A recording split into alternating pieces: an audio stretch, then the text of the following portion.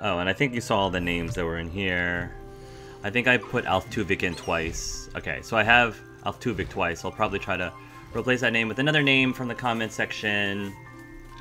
But we have Atticus Grace, Star Wars Josh, OG Israels, Aneasel that needs to be renamed, JC in Lapel, James Vega, Salted, Mara Jade.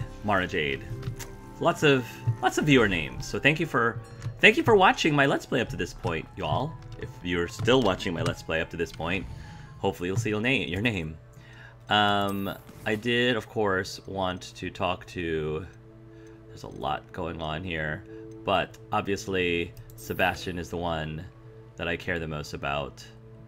Sebastian sent me an owl saying he found something interesting in the book from the scriptorium and he wants to discuss it on Undercroft. I do want to discuss that with him because I want to keep him out of as much trouble, unnecessary trouble as possible. Attend Beast class during the day. Okay.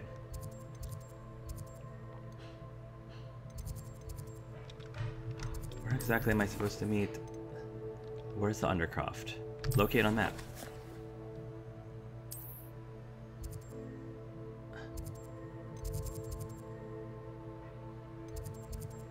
The Pulso puzzle room.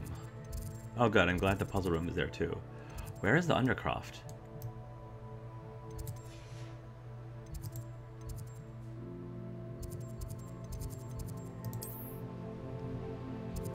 Summoner's Court match 2. Oh, here.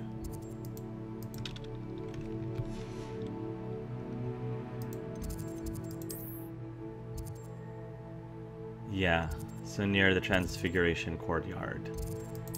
I think it's near this Transfiguration Courtyard. We shall see.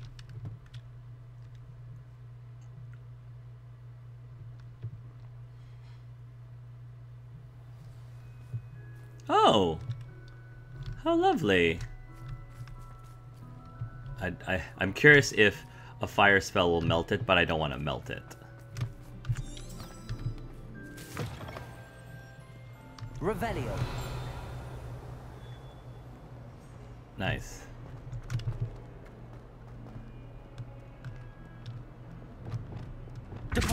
Do I know about this one? What room is this one? This is Hall of Herod. Oh, yes, I've been there already. I have been there already.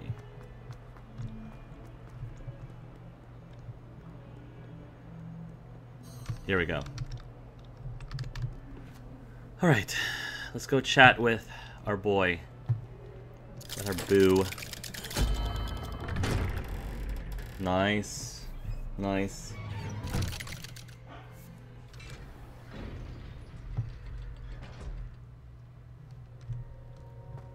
Hey Sebastian, what you doing? You'll never believe what I've learned. Tell me, handsome. What did you discover in the spellbook we found in the scriptorium? Salazar Slytherin's spellbook was a little difficult to interpret, but fascinating. Evidently, he encouraged teaching dark magic at Hogwarts. Neither the Imperious Curse nor the Killing Curse was unforgivable during his time. He believed students should be prepared to use dark magic when necessary, not to fear it.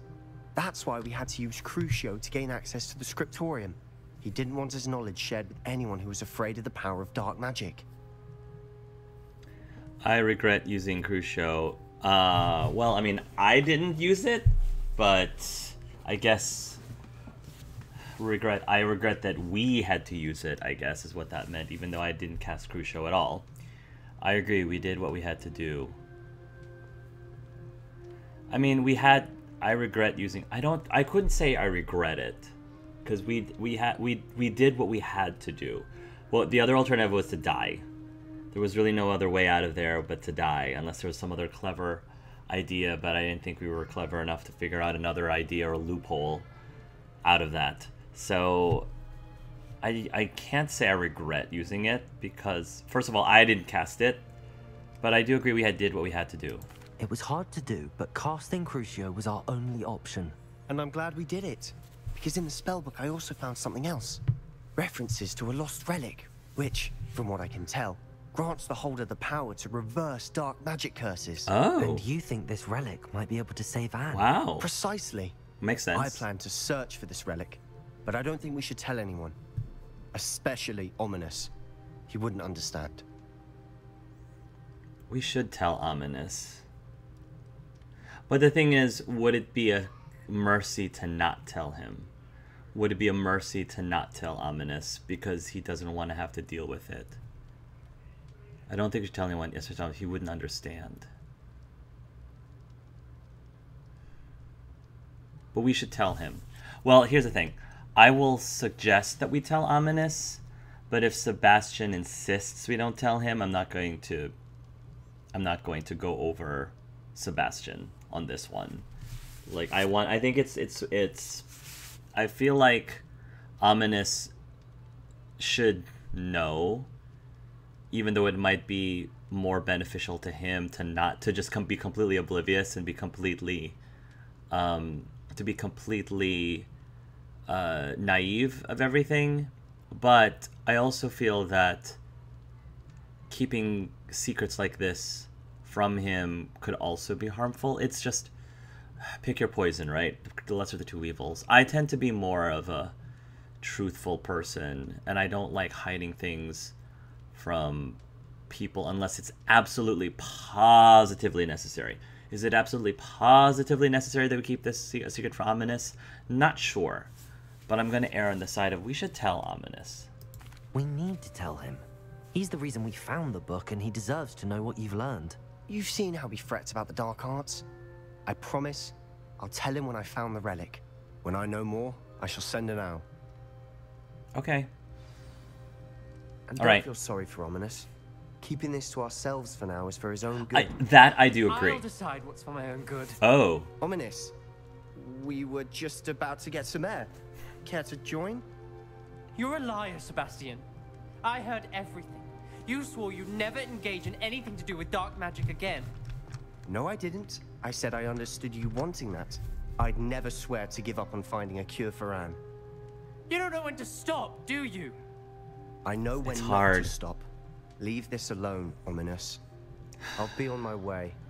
Can I talk to Ominis about this? Well, I'm glad I said that we should tell him. I'm not letting this go. We should talk. I'm glad that at least Ominis knows that I'm on his side here, and that hopefully that'll help me mediate between these two. The thing that really crushes me is I can see this friendship between Sebastian and Ominis dissolving. It's certainly very strained right now. I would hate for something like this to just rip what appeared to be a beautiful friendship to shreds. And it's hard because essentially Sebastian has to choose between Ominis and his sister. And of course, like, his sister is family and, like, ultimately probably higher priority to him over his best friend, which is just the reality of his familial ties and his closeness to his sister. So this whole thing, I love this whole situation. I can understand where everybody's coming from. I am sympathetic towards everyone involved. There isn't like it's not black and white. There's just so many shades of gray, and I love this. Ominis, Sebastian meant well. I appreciate you telling Sebastian not to keep this from me, but going after that relic is not a good idea. Sebastian doesn't even realize it, but he's as irresponsible and reckless now as his parents were years ago. It's why they died. Such a tragic. What happened to Sebastian's parents? I do want to find out. I do want to find out. I knew his parents died, but I never heard what happened. Mr. and Mrs. Sallow were professors. Spent nearly every waking moment in the cellar library. Noses buried in books. Anne and Sebastian were upstairs when it happened. They heard a sudden crash and ran downstairs, but it was too late. Their parents had crumpled to the floor. A defect with the lamp in the cellar caused the room to fill with an undetectable toxin. Sebastian and Anne were helpless. They had no magic yet. What a horrible story. It is. That's why I can't understand Sebastian's recklessness. I've practically lost Anne. I cannot lose Sebastian too. Please avoid anything to do with that spellbook. I mean, I'll do everything I can within the limitations of the plot railroading us. Ominous. I'm sort of like a slave to the plot, kind of. The spellbook is giving Sebastian hope. The spellbook is concerning. It is giving him hope, which isn't it's not a terrible thing. There is a fine line between hope and obsession. I agree with that. There's a fine line between hope and obsession. I honestly don't know what the right... I actually don't know what the right call is here. I really don't. Because it really could go either way. This could be the hope that Sebastian needs to ultimately maybe cure his sister. And even if it doesn't, it might give him some closure to know that he did everything that he could, at least with this route. He did everything he could, because otherwise if he just ignores it, I can see it keeping him awake at night and just being obsessed about it even more because he didn't try everything. And he wasn't able to at least rule out this particular route. At the same time, at some point it might also be best for you just let things go. And let things go if there truly isn't any way to help his sister ultimately, and all he should do is, spend whatever time he has left with her, because there's something to be said about that. I know a story like this where people obsess so much and are so concerned about finding a cure for their loved ones that they end up completely missing time, valuable time that could have been spent, being with their loved ones and being there for them, because I'm sure Anne wants to spend as much time with Sebastian as Sebastian wants to spend time with Anne. And if, you are so blinded by this obsession, it could ultimately lead you to completely missing out, and then time's up and it's too late and your loved one is gone now because your obsession sort of like took over. But again, I've seen it, like I said, the other way, where because somebody held on to hope and, latched on to this idea and having it finally, reward you by giving you more time with a person because you were able to save them. I've seen this story go both ways. I have no idea where it's going to go in this way. So it's hard for me to really make a decision one way or another, whether or not it's concerning or if it's giving hope. I have a tendency to be more optimistic. I'm more of a glass half full kind of person. That being said, I also am realistic. I also am very cautious too. But when I'm on the fence, I tend to go towards the positive, the optimist, and the hope. Those references in the book seem promising. Everything to do with Salazar Slytherin seems promising until it's too late. He's probably gonna... I hope Sebastian pursues this no further. But if you think he might, please let me know. I think he might. I mean, I'm telling you right now, he will. It would mean a lot. But I don't think you're gonna be able to stop him. That's the thing, Ominis. It's not your responsibility to stop Sebastian. And I feel like if you get sucked in, something tragic's gonna happen between the two of you.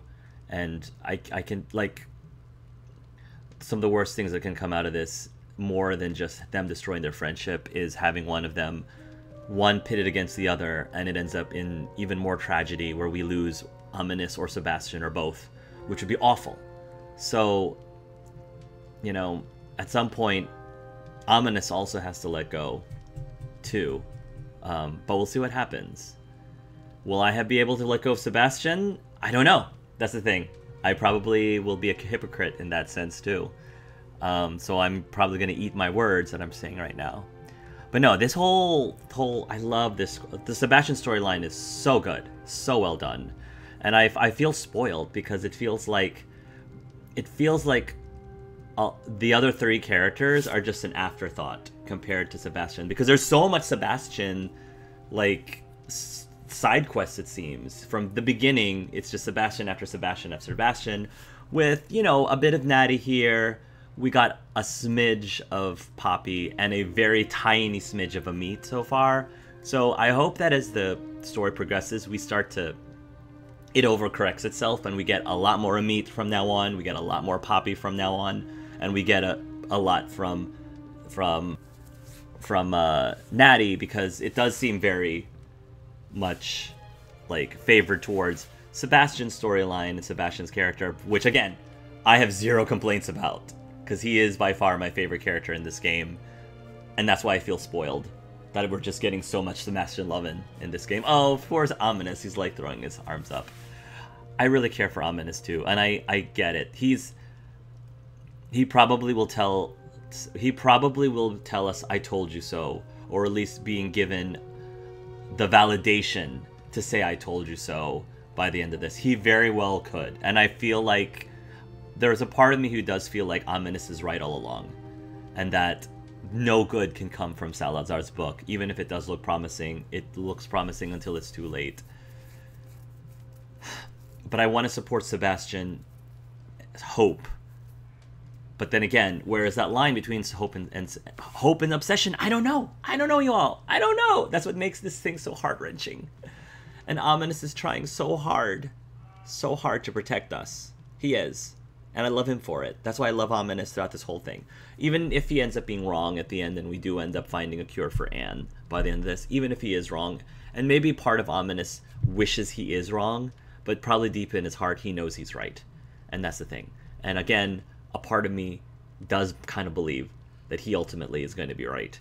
And that Sebastian, might end up making things worse for himself and his sister in the long run. I hope that doesn't happen, but I can see it coming. I don't know, y'all. I don't know. I don't know. No.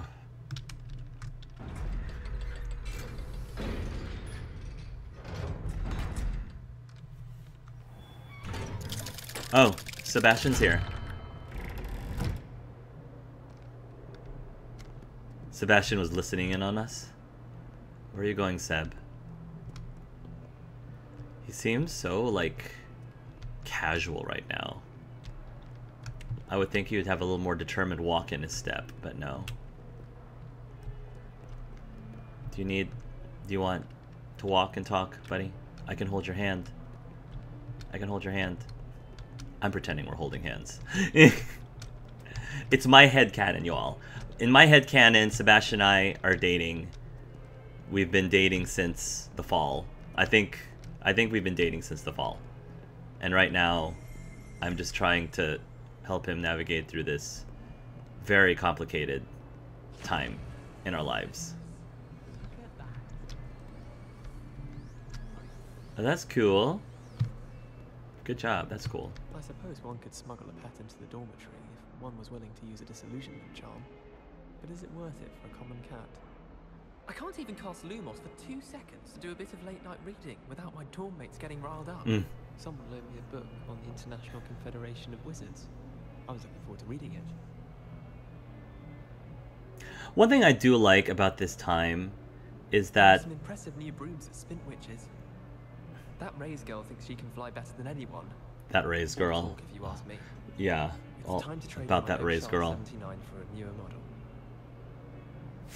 What I was going to say, what I really like about this time at Hogwarts is there seems to be less rivalry between the houses. I mean, for sure, during Harry Potter's time, there was a clear rivalry between Slytherin and Gryffindor. Here, at least during this time, I don't really see that. I do see all of the houses, for the most part, getting along with each other. And the Slytherins, especially in Harry Potter's time, the Slytherins tended to, like, keep to themselves. They were very cliquish.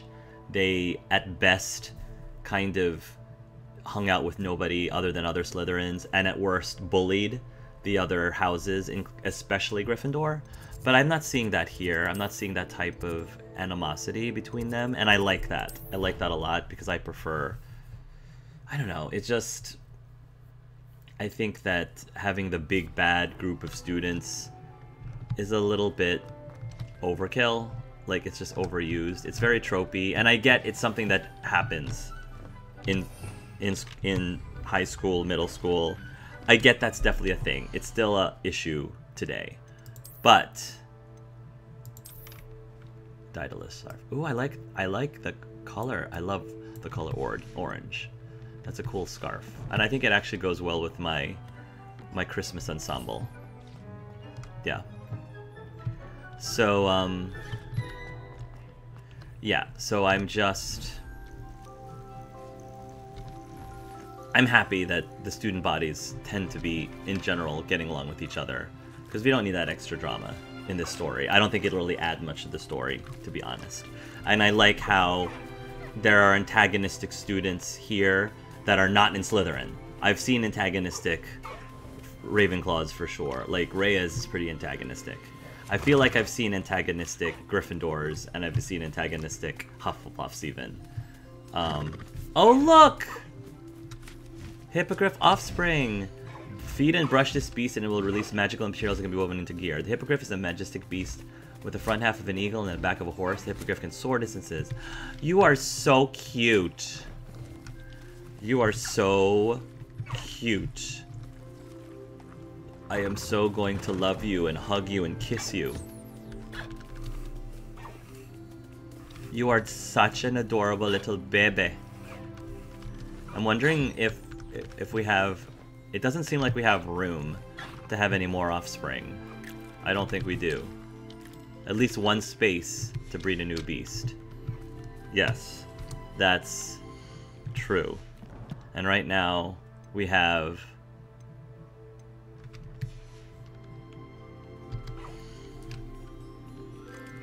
Yeah. 1, 2, 4. 1, 2, 3. Yeah, we can only have 3 of each species. So, that's fine. I'll pop this into my... Move this one into our inventory. Settle yourself. I mean you no harm. And then we can actually have... And I guess eventually this will grow up.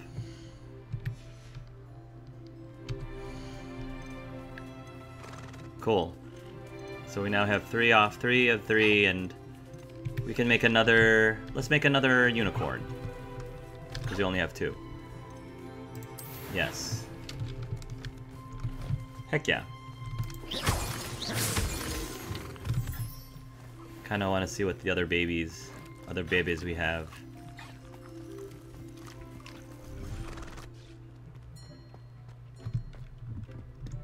Do we have like a baby Thestral? I want to see a baby Thestral.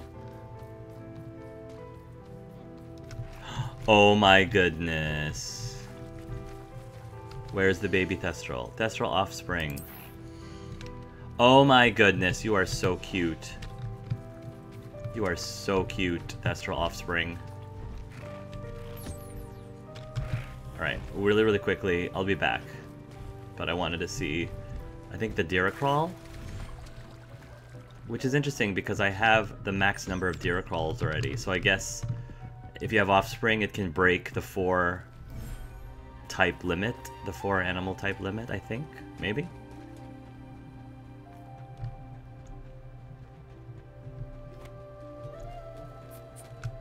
Oh, so cute. So adorable. I can't even, you all. I can't even. Okay, so the Thestral actually was born. So let's go inform Deke. Hello, Deke. You'll be pleased to know that the little Thestral was born. Hello, Deke. You'll be pleased to know that a little Thestral was born. How wonderful to have more Thestrals in our world. Such misunderstood beasts. I'm sorry that we can both see Thestrals, Deke. Deke is privileged to see such majestic beasts, but sometimes wishes Deke couldn't. Deke is to blame. What do you mean, to blame? Years ago, Deke's master ordered Deke to help him capture a phoenix, the rarest of all beasts, that master had spotted high on a cliff. The phoenix was the most beautiful beast Deke had ever seen. Deke begged master to leave her be. When Deke hesitated to climb up the cliff as ordered, Deke had to punish himself. As Deke punished himself, master grew angrier and angrier, and in his frustration cast at the regal bird.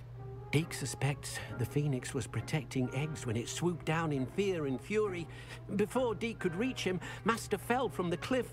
Deke stayed on that cliffside for days, punishing himself, before Tobbs found him. I see. Your master got what he deserved. I'm just gonna say I'm sorry, Deke. What a horrible tale, Deke. I'm so sorry. Deke has only told Professor Weasley that story, and now yourself. Deke often wonders what became of that phoenix. Deke feels fortunate to be at Hogwarts now, helping you rescue beasts. Perhaps Deke can make amends for what came before. Maybe that phoenix we will end up like acquiring, and then that phoenix becomes Fox. Maybe that would be interesting. I'd like to ask you about changing the room's ambience. Of course. No, that's okay. What sort of overall look most appeals to you? No, I'm good. I'm good. Never Actually, mind. perhaps another time. Okay, I have a ton of beast related, like, yeah, we've got quite a bit, so it might be good to go ahead and start using them on stuff I have right now while I'm at it.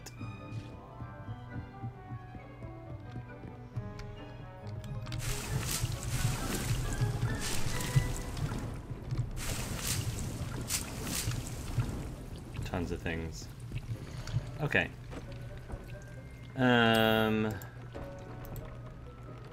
Ooh, I need a Graphorn. Graphorn I don't have in Phoenix. I think Graphorn and Phoenixes are the only ones I don't have. So I can't upgrade any of these, which is fine. Yeah.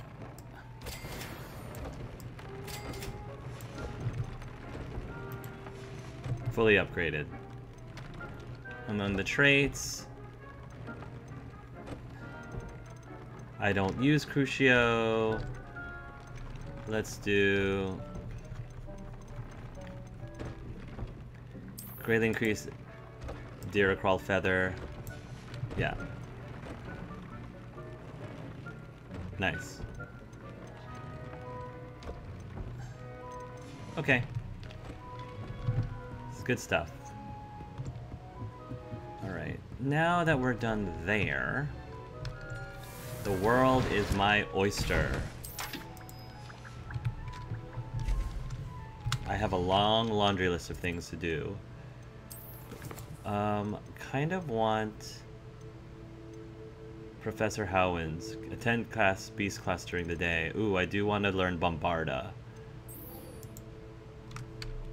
Let's learn Bombarda.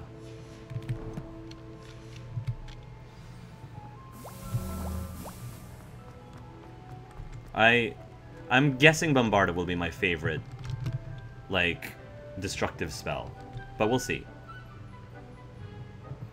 We'll see how it actually works in practice.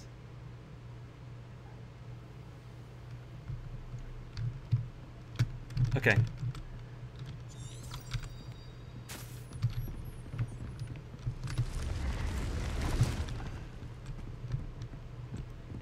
Okay. Why are the most attractive kids...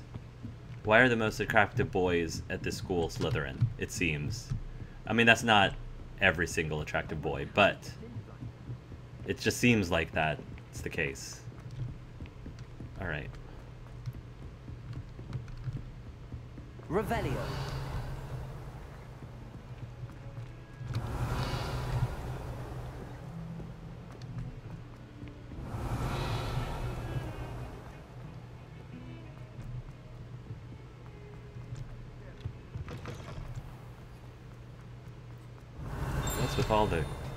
What's with all the gas here? Just tread carefully. That's all. The Pungent Passage. This passage is relatively nondescript as far as passages go. However, the mishandling of a crop of Mimbulus Mimbletonia in the 16th century and the accompanying tsunami of stink sap left it with a rancid odor that even the strongest scourging charm cannot seem to eradicate. Interesting. I don't remember reading about that in the books.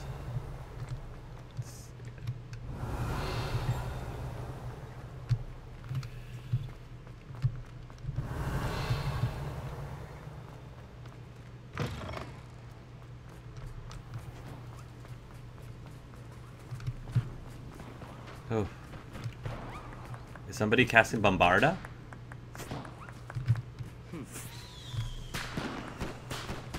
It sounds like fireworks.